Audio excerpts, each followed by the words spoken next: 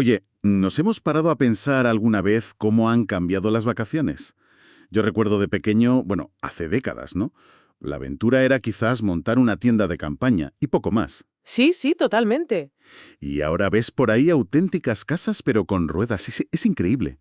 Y detrás de todo eso, resulta que hay una empresa, una que quizás no suela tanto por el nombre, pero que ha sido clave. Trigano. Exacto. Y hoy vamos a meternos de lleno a explorar bien a fondo la historia y cómo está ahora Trigano, que es un gigante, el líder europeo en esto de los vehículos de ocio. Suena súper interesante. Es que es llamativo, ¿sabes? Como una empresa que, como decías, empezó vendiendo telas, pues acabó dominando el mercado de autocaravanas en toda Europa. Es una historia curiosa. Y para guiarnos en esta exploración, tenemos un análisis financiero, ¿verdad? Un informe bastante completo sobre Trigano. Sí, tenemos un análisis fundamental muy detallado de finales de septiembre de 2025. Nos cuenta toda su trayectoria, cómo funciona su negocio hoy, sus números. Vamos, un buen mapa. Genial. Y la idea hoy es, pues eso, desgranar ese análisis, entender bien qué hace Trigano, cómo ha llegado hasta aquí, qué puntos fuertes tiene, los líos que ha tenido últimamente. Ajá. Y sobre todo, qué podemos aprender de cómo llevan el negocio y su salud financiera. Y lo intentaremos explicar de forma sencilla, para que todo el mundo pueda seguirlo, aunque no sea un experto en números. Vamos a sacar lo más importante del informe. Perfecto. Pues venga, empecemos por el principio de todo. ¿Cómo arrancó Trigano? Pues mira, los inicios fueron bastante humildes. La familia Trigano, allá por 1935, empezó con textiles, vendiendo telas. Telas. Nada que ver. Nada que ver. Pero el momento clave llegó muy pronto, fíjate, en 1936, justo cuando en Francia se aprobaron las primeras vacaciones pagadas para los trabajadores. Anda. Claro, la gente tenía tiempo libre y dinero por primera vez. Exacto. Y ellos vieron ahí la oportunidad. Dijeron, oye, esta gente va a querer irse por ahí, y empezaron a fabricar tiendas de campaña. Tuvieron un olfato increíble para el momento. Qué visión, ¿eh? Pasar de las telas a equipar las primeras escapadas de la gente. Eso sí que es adaptarse rápido.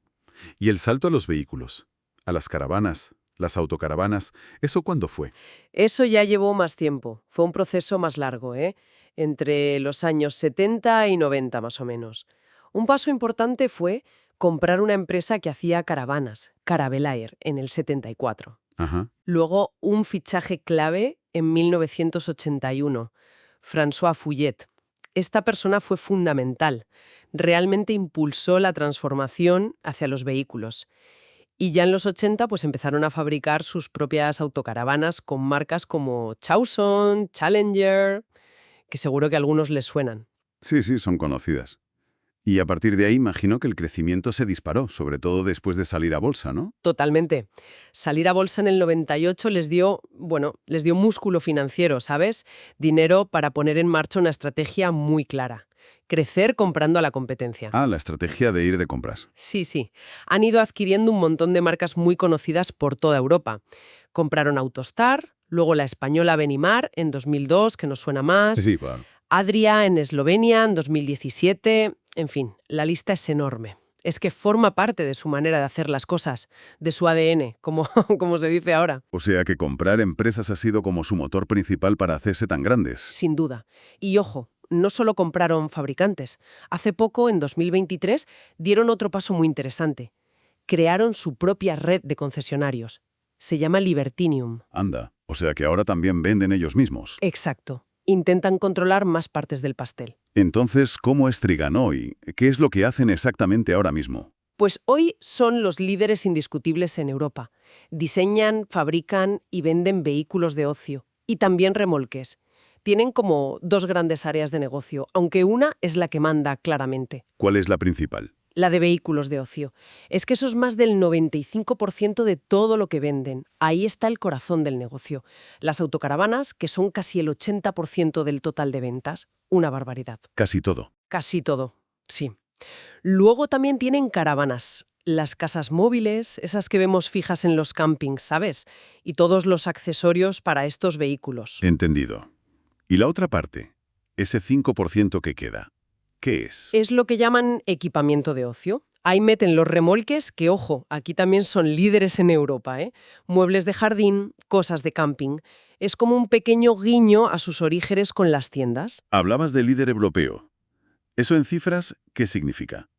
¿Cómo de grande es la empresa? El informe daba datos de 2024, creo. Sí, son cifras ya muy serias. En 2024, las ventas rozaron los 4.000 millones de euros. Casi un 13% más que el año anterior, que no está mal. 4.000 millones. Es mucho dinero. Es mucho, sí. Y quizá más importante que la venta es el beneficio que sacan de la actividad normal, el beneficio operativo. Superó los 500 millones de euros. A ver, para que nos hagamos una idea fácil. Sí, por favor. De cada 100 euros que vendieron, casi 13 euros fueron beneficio operativo. Antes de intereses e impuestos, ¿eh? Es un margen bastante bueno, bastante saludable para una empresa industrial. Entiendo. Y para mover todo eso necesitarán un montón de gente, fábricas por todos lados. Claro, tienen más de 10.600 empleados, están presentes en 14 países, con unos 65 sitios entre fábricas y almacenes. Y lo de las marcas es impresionante, más de 90 marcas en total si sumas todo. 90. Sí, sí. Solo en autocaravanas tienen 27 marcas distintas. Intentan tener algo para cada tipo de cliente, desde lo más básico hasta el lujo total. Mencionaste antes a François Fuyet, la persona clave. ¿La familia sigue metida en la empresa? Muy metida. La familia Fuyet controla casi el 58% de las acciones de la empresa. Esto es importante porque da mucha estabilidad y una visión a largo plazo, ¿sabes? No están pensando solo en el resultado del próximo trimestre. Sus intereses y los de la empresa van de la mano. Tiene lógica, sí. Hablemos un poco más del modelo de negocio. Decías que no solo fabrican. Exacto. Esa es una de las claves. Diseñan, fabrican y, muy importante, distribuyen. Intentan controlar más pasos del proceso. Si bajamos un poco al detalle, en autocaravanas, por ejemplo, tienen de todo. ¿Qué tipos hay? Pues mira, tienes las furgonetas camper, las vans, que son más pequeñas y manejables, muy de moda ahora.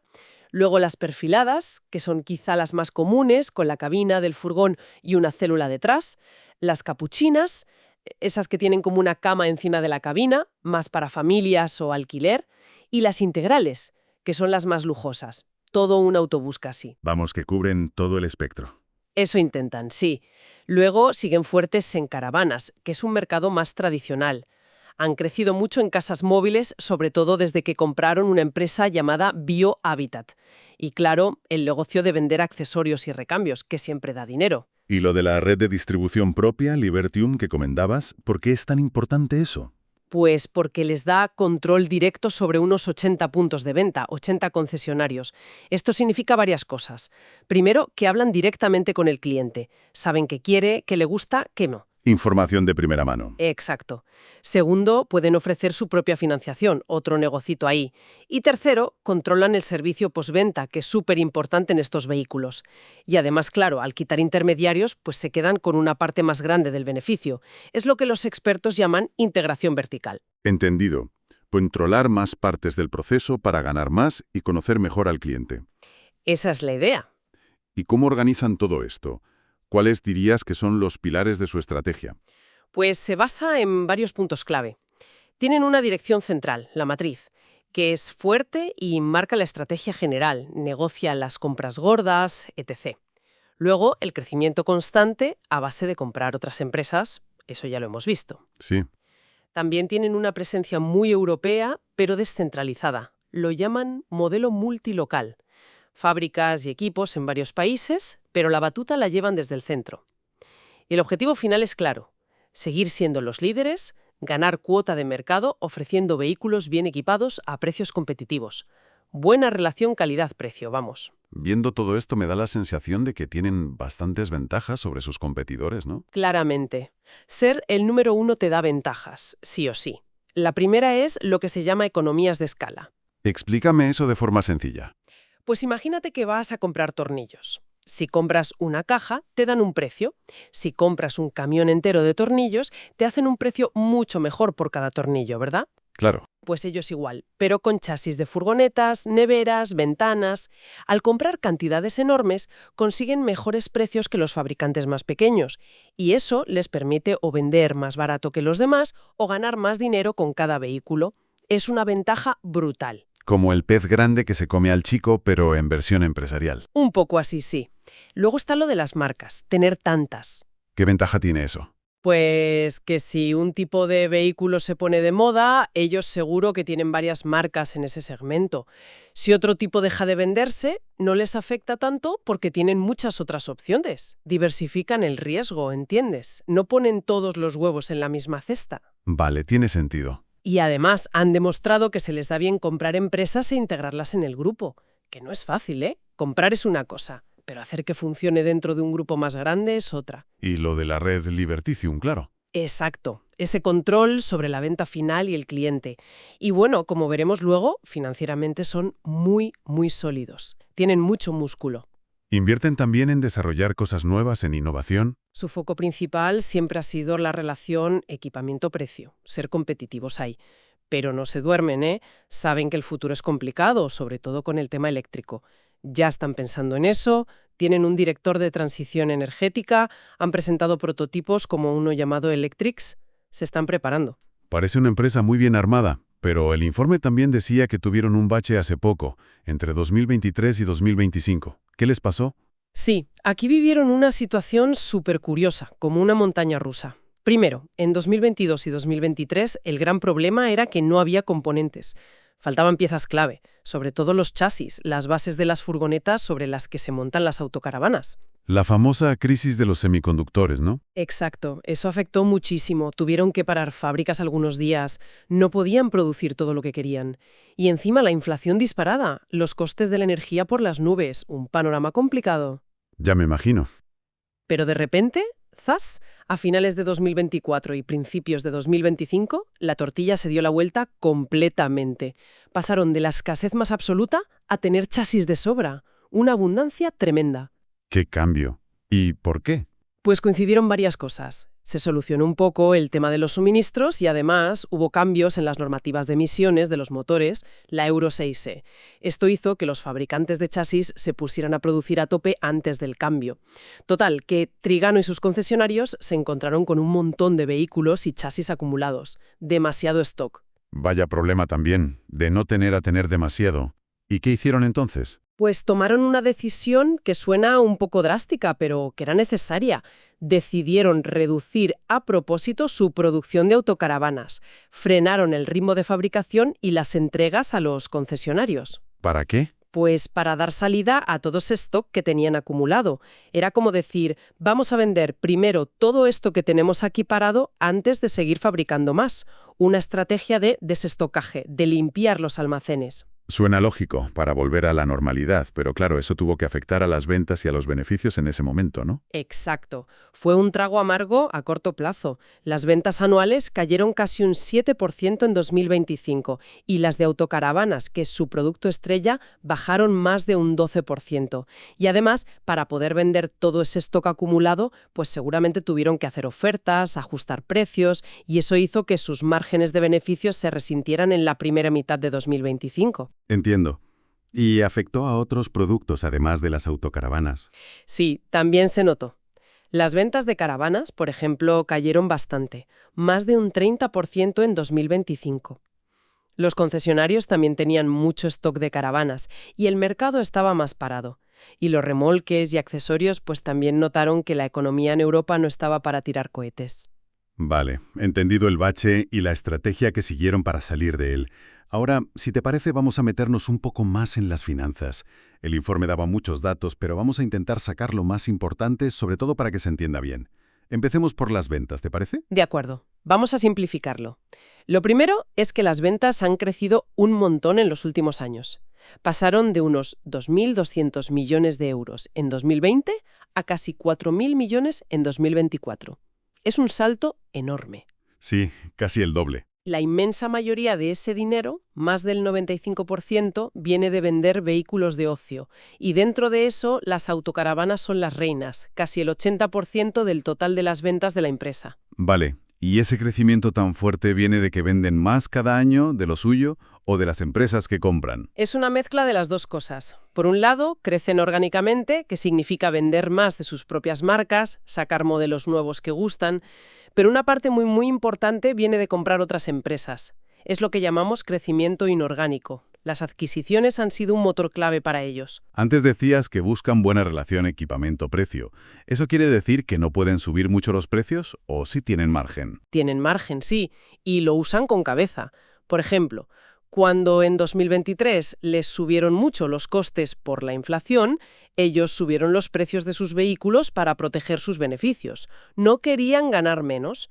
Pero otras veces usan precios más ajustados para intentar quitarle clientes a la competencia, para ganar cuota de mercado. Juegan con eso. Y como pasa con las vacaciones, supongo que venderán más en unas épocas del año que en otras, ¿no? Sí, claro, hay estacionalidad. La gente suele comprar más autocaravanas en primavera y verano, lógicamente, pensando en las vacaciones. Pero Trigano intenta que esto no les afecte tanto en la fábrica, entregando vehículos a los concesionarios durante el otoño y el invierno. Así, los concesionarios ya tienen el stock preparado para cuando llega la temporada alta de ventas al público. Vale. Hablemos ahora de la rentabilidad. Mencionaste antes el margen operativo. ¿Cómo podemos entender eso de forma sencilla? A ver, el margen operativo es un indicador súper importante. Imagina que tienes una tienda, ¿vale? Pues el margen operativo te dice cuánto dinero ganas de verdad por cada euro que vendes de tus productos. Pero ojo, antes de pagar los intereses del préstamo que pediste al banco y antes de pagar los impuestos al gobierno. Es como el beneficio puro de tu actividad principal. El corazón del beneficio, ¿no? Exacto. Y en Trigano este margen ha ido mejorando bastante. Llegó a ser de casi el 13% en 2024. Es decir, que de cada 100 euros que vendían, se quedaban con casi 13 de beneficio operativo. Eso está muy bien para este tipo de industria. Pero comentaste antes que no siempre sube, que hubo momentos en que bajó. Eso es. Tuvo un bajón en 2022 por la crisis de los suministros, que les hizo gastar más. Y otro bajón en la primera mitad de 2025 por la estrategia esa de quitarse stock de encima, que les obligó a vender más barato. Y esto nos lleva a algo interesante que se llama apalancamiento operativo. Eso ya suena más técnico. Sí, pero la idea es bastante simple. Mira, Trigano tiene muchos costes fijos. Las fábricas, las oficinas, parte del personal. Esos costes los tienen vendan mucho o vendan poco. Entonces, ¿qué pasa? Cuando las ventas suben mucho, esos costes fijos se reparten entre muchos más vehículos y el beneficio sube todavía más rápido que las ventas. Es como si tuvieras una palanca. Un pequeño empujón en las ventas provoca un gran salto en el beneficio. Ah, qué bueno. Sí, pero cuidado, la palanca funciona en los dos sentidos. Si las ventas bajan, como esos costes fijos siguen ahí, el beneficio puede caer incluso más deprisa que las ventas. Por eso es tan importante para ellos controlar muy bien los costes. Entendido. Es un multiplicador, para bien y para mal. ¿Y qué les ha ayudado a mejorar esos márgenes a largo plazo, aparte de controlar costes? Pues principalmente dos cosas que ya hemos comentado. Por un lado, las compras de empresas. Cuando compran a un competidor pueden juntar fábricas, oficinas, compras y ahorrar costes. Eso se llaman sinergias. Y además, con su red Libertium, se quedan con el margen que antes se llevaba el concesionario independiente. Claro. Y por otro lado, su capacidad para poner los precios adecuados en cada momento, lo que hablábamos antes. Otro concepto que suele salir mucho en estos análisis es el flujo de caja libre o free cash flow. ¿Qué es exactamente? ¿Y por qué dicen que es tan importante? El flujo de caja libre, o FCF, es... A ver cómo lo explico fácil. Es el dinero de verdad, el efectivo contante y sonante que le queda a la empresa después de pagar todos los gastos del día a día, sueldos, proveedores, luz, y después de hacer las inversiones que necesita para seguir funcionando bien. Comprar una máquina nueva, arreglar una nave... O sea, el dinero que realmente genera el negocio. Justo. Es el dinero limpio que le queda a la empresa y que puede usar para lo que quiera. Devolver deudas, repartir dividendos a los accionistas, que es como un premio por tener acciones, o para comprar más empresas. Es tan importante que en Trigano una parte del bonus que cobran los directivos depende de cuánto FCF consigan generar. Ajá. O sea que les interesa mucho que haya caja. Y Trigano siempre genera mucho efectivo, mucho FCF. Pues no siempre, fíjate. Puede variar bastante de un año para otro y depende muchísimo de una cosa: cómo gestionen sus inventarios. ¿Los inventarios? ¿Te refieres al stock de vehículos y piezas que tienen? Exacto. Todo ese material que tienen en almacenes y fábricas esperando a ser vendido o usado. Eso forma parte de lo que se llama capital circulante. ¿Y cómo afecta eso al dinero contante y sonante? ¿Quieres decir que si acumulan mucho stock, como les pasó hace poco, tienen menos efectivo, aunque en los papeles ponga que ganan dinero? Exactamente eso. El ejemplo perfecto es lo que les pasó en 2024. Tuvieron beneficios récord en la cuenta de resultados, unos beneficios buenísimos. Pero el flujo de caja libre fue negativo. Perdieron caja ese año. ¿Cómo es posible? Pues porque acumularon una barbaridad de stock. Todos esos chasis y vehículos terminados por el cambio de normativa y el fin de la escasez. Todo ese dinero estaba atrapado en los almacenes en forma de inventario. Así que, aunque contablemente ganaron mucho, la caja real de la empresa disminuyó ese año. Es una lección importante. Beneficio no siempre es igual a caja. Qué curioso. Y entonces en 2025 al reducir ese stock recuperaron la caja. Sí. ¿Y de qué manera? Al vender todo ese exceso de inventario, fue como abrir un grifo de dinero que estaba atascado. El informe dice que generaron unos 500 millones de euros de flujo de caja operativo en 2025. Un cambio radical. Demuestra lo crucial que es gestionar bien el stock. Queda clarísimo. Y un tema que siempre preocupa, la deuda. ¿Cómo están endeudados? ¿Deben mucho dinero? Pues mira, aquí viene una de las mejores noticias del análisis, y es algo bastante excepcional para una empresa tan grande. Trigano no tiene deuda neta. ¿Cómo que no tiene deuda neta? ¿Qué significa eso? Significa que tiene más dinero guardado en el banco, en efectivo y depósitos, que deudas financieras totales. A finales de 2024 tenían unos 45 millones de euros más en caja que todo lo que debían a bancos o por otros conceptos financieros. Tienen tesorería neta positiva. ¡Ostras! Eso es muy llamativo, ¿sí? Pero ¿no tienen ningún préstamo entonces? Sí, tienen algo de deuda, lo que se llama deuda bruta, que eran unos 217 millones en 2024. Pero si miras de dónde viene esa deuda, la mayor parte no son préstamos típicos del banco. Ah, no. ¿Entonces qué es? Pues son sobre todo pagos que todavía tienen pendientes por las empresas que han ido comprando, que a veces se pagan a plazos. Y también una parte importante ahora viene de los alquileres de locales o maquinaria. Por una norma contable nueva, se llama NIF 16, muchos alquileres a largo plazo ahora se tienen que registrar como si fueran una deuda. Pero los préstamos bancarios puros de pedir dinero al banco son muy poquitos. Entiendo. Y por la poca deuda que tienen, pagarán pocos intereses, imagino. Muy pocos, sí. Tienen además condiciones muy buenas, tipos de interés bajísimos en parte de su financiación. Vamos, que la deuda no es un problema para ellos, sino todo lo contrario. El informe mencionaba a varios ratios financieros para medir la solidez, pero para no perdernos en tecnicismos, ¿cuál es la conclusión principal sobre su salud financiera? La conclusión es rotunda. Están tremendamente sanos financieramente. Es una de sus grandes fortalezas. Tener más caja que deuda les da una flexibilidad y una seguridad enormes. Todos los indicadores clave que miden si pueden pagar sus deudas a corto plazo, la liquidez, o si hay riesgo de problemas financieros a largo plazo, están en niveles muy, muy seguros. Mucho mejor de lo que se considera normal o prudente. Es una roca financieramente. Pues sí, que es una buena noticia. Cambiemos un poco de tercio y hablemos del sector. ¿Cómo es el mercado donde juega Trigano? El de los vehículos de ocio. Pues es el mercado de las autocaravanas, las caravanas, las furgonetas camper, todo lo que usamos para irnos de vacaciones o de fin de semana, buscando aire libre y libertad. El cliente estrella, sobre todo para las autocaravanas, son los que llaman jóvenes seniors. Jóvenes seniors. Sí, suena un poco contradictorio, ¿no? Se refieren a la gente que está entre los 55 y los 65 años, más o menos. A menudo gente que se acaba de jubilar o está a punto, con tiempo libre, todavía activos, y que buscan una forma de viajar que les da libertad, contacto con la naturaleza, y que también se ve como más económica que hoteles y aviones, sobre todo para viajes largos. Entiendo. ¿Y hay mucha competencia en este sector? ¿Hay muchas empresas como Trigano? Pues no tantas como podría parecer. Es un mercado bastante concentrado, lo que los economistas llaman un oligopolio. Hay dos jugadores muy grandes que dominan en Europa, Trigano es uno de ellos, claro, y luego algunas empresas más pequeñas. ¿Y la tendencia es a que haya más o menos empresas? La tendencia clara es a que haya cada vez menos. Los grandes van comprando a los medianos y pequeños. Es un sector en consolidación.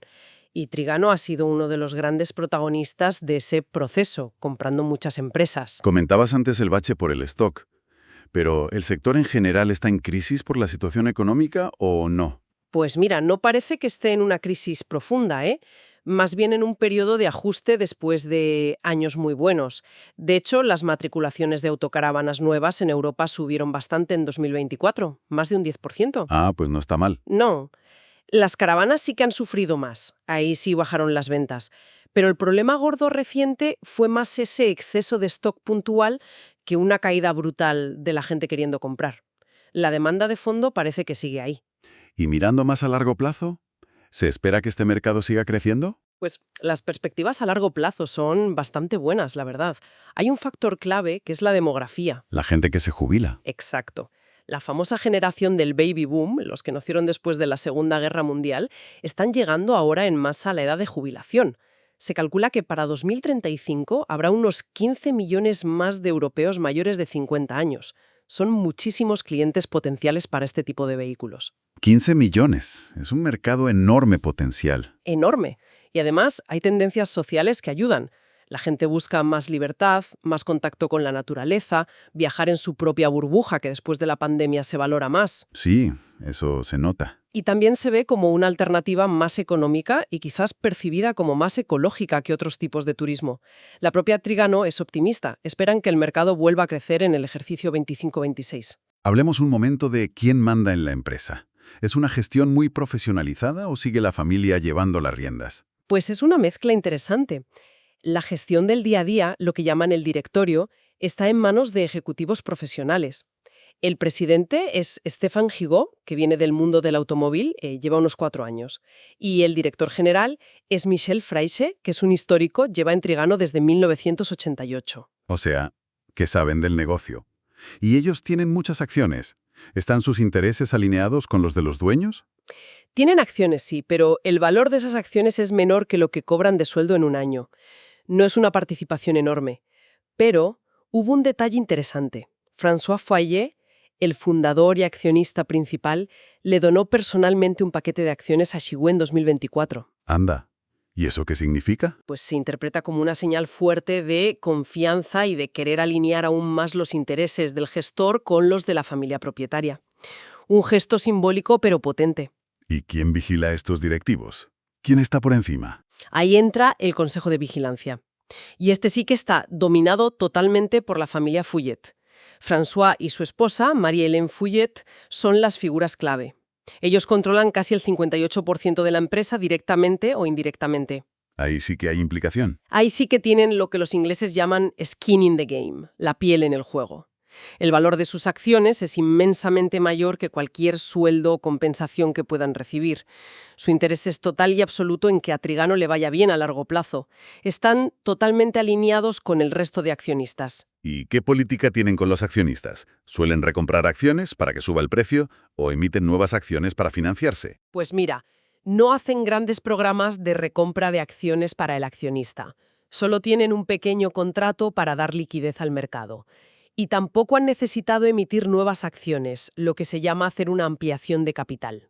¿Por qué no? Pues porque como generan tanta caja y no tienen deuda neta, se financian solos. No necesitan pedir más dinero a los accionistas. Todo suena bastante bien, la verdad. Pero seguro que también hay riesgos, ¿no? Ninguna empresa es perfecta. ¿Cuáles son los principales desafíos que ve el informe? Claro que los hay, siempre los hay. El informe los identifica bien. Primero, los riesgos propios del negocio. La competencia, que es fuerte. No solo de otros grandes fabricantes de autocaravanas, sino que ahora también los propios fabricantes de coches, como Volkswagen, Ford, se están metiendo mucho en el segmento de las furgonetas camper. Cierto, se ven muchas. Y luego, claro, el entorno económico general. Si viene una recesión fuerte en Europa, la gente gasta menos en cosas como una autocaravana, lógicamente. Vale, competencia y economía.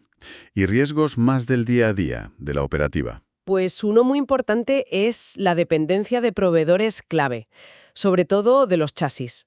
Imagínate que casi el 70% de los chasis que usan vienen de un solo proveedor, Stellantis. ¿Stellantis? ¿Quiénes son?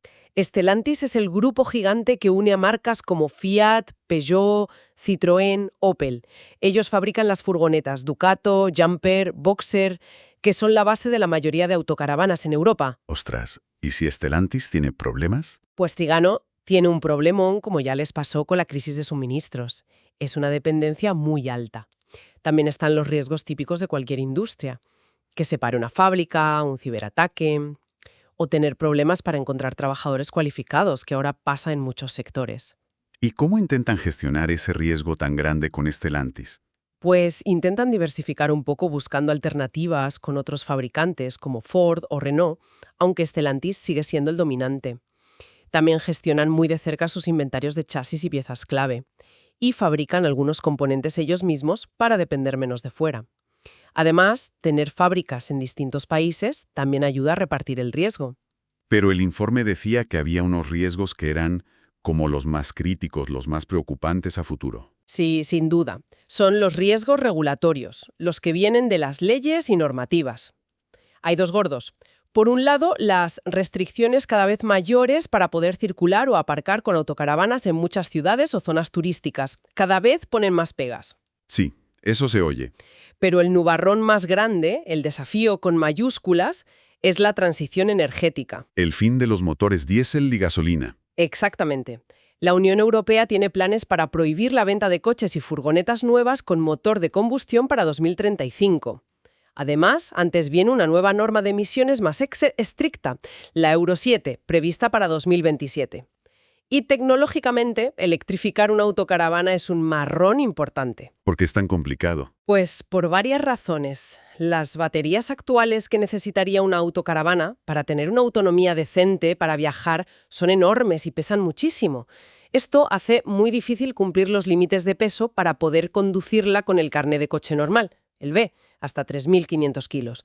Y claro, la autonomía sigue siendo un problema para viajes largos y la red de recarga para vehículos tan grandes. Sí que es un reto, ¿sí? ¿Y qué está haciendo Trigano ante esto? ¿Se quedan parados? No, están trabajando en ello, claro. Tienen, como te decía, un director dedicado solo a la transición energética. Colaboran con los fabricantes de chasis, como Stellantis, Ford, para buscar soluciones. Investigan tecnologías alternativas. Han presentado prototipos híbridos enchufables, como el Electro-X. Y también hacen lobby, intentan influir en las futuras regulaciones a través de las asociaciones del sector. Saben que se juegan mucho. Entendido. Pues ya para ir terminando, ¿qué nos dice el informe sobre si la acción de Trigano está cara o barata en bolsa? Intentemos usar un par de indicadores de esos que se entienden fácil. Vale, perfecto. Uno muy típico es el PER, que son las siglas de Price to Earnings Ratio, precio-beneficio. Básicamente te dice cuántas veces estás pagando el beneficio anual de la empresa al comprar una acción. Si el PER es 10, significa que estás pagando 10 veces el beneficio que la empresa ganó el último año. Vale, ¿y el de Trigano cómo está? Pues según el informe, rondaba el 9,5 veces. Es un PER que no es especialmente alto. Otro indicador es el precio-valor contable, PBC o PB en inglés. Compara el precio de la acción en bolsa con el valor teórico de los activos de la empresa si se vendieran, lo que tiene menos lo que debe. Para Trigano estaba en 1,4 veces. ¿Y eso es mucho o poco? Pues comparado con otras empresas similares o con la media del mercado, son cifras que no parecen indicar que la acción esté súper cara, quizá en un rango razonable, ni una ganga ni una locura de precio. ¿Y qué opinan los analistas profesionales, la gente que se dedica a seguir la empresa y recomendar si comprar o vender? Pues aquí hay un dato bastante llamativo. Aunque estos analistas esperan que el beneficio neto de Trigano baje un poquito en 2025 por el ajuste ese del stock que ya hemos explicado, Sí. a pesar de eso, la recomendación media que dan es de compra fuerte. La máxima recomendación. Y creen que la acción debería valer bastante más de lo que cuesta ahora en bolsa. Su precio objetivo medio rondaba los 178 euros, significativamente por encima del precio de cotización en ese momento. Ostras, o sea que ven el bache como algo muy temporal y confían muchísimo en el futuro de la empresa a largo plazo. La foto fija de ese momento puntual de ajuste. Muy bien, pues yo creo que hemos hecho un buen repaso. Si te parece, hacemos una recapitulación final. Perfecto. Hemos visto cómo Trigano ha pasado de vender tiendas de campaña a ser el líder absoluto en Europa de autocaravanas. Lo ha hecho sobre todo a base de comprar competidores sin parar y de saber adaptarse a lo que pedía el mercado. Hemos visto que tiene una salud financiera que ya quisieran muchas empresas, sin deuda neta, y que ha sabido manejar situaciones complicadas como la falta de piezas o, al revés, el exceso de stock. Desde luego. Y ahora, pues se enfrenta al gran reto de la electrificación, la transición energética. Pero tiene a su favor tendencias muy potentes, como el envejecimiento de la población y las ganas de la gente de viajar con más libertad. Sí, y yo creo que analizar un caso como el de Trígano nos enseña mucho, no solo sobre este sector tan curioso del ocio sobre ruedas, que es fascinante, Sí, lo es. sino sobre cómo funcionan las grandes empresas por dentro, cómo gestionan el crecimiento, cómo afrontan imprevistos gordos, sean de falta de suministro o de exceso de inventario, cómo se preparan para cambios en las leyes que les pueden afectar mucho. Son dinámicas que vemos en muchas industrias. Totalmente. Y entender su situación financiera, por ejemplo, nos ayuda a ver qué significa de verdad tener una empresa sana en términos de deuda, de generación de caja. Son conceptos útiles para cualquiera que quiera entender un poco mejor el mundo económico. Sin duda. Y bueno, para terminar, lanzamos una reflexión final para quienes nos escuchan. La transición energética es el gran desafío, está claro, pero a la vez es una oportunidad enorme. Si Trígano consigue adaptarse bien, si encuentra la fórmula, ¿cómo va a cambiar nuestra forma de viajar en autocaravana? Buena pregunta. Veremos quizá vehículos más pequeños, más ágiles, totalmente eléctricos dominando las carreteras. O a lo mejor surgen modelos de negocio completamente nuevos. Imagina combinar el vehículo eléctrico con servicios de carga súper rápidos en ruta, o incluso con intercambio de baterías. Podría ser una reinvención total de esa idea de libertad sobre ruedas, pero adaptada a la era poscombustión. Da para pensar, ¿eh? Ahí lo dejamos, para darle una vuelta.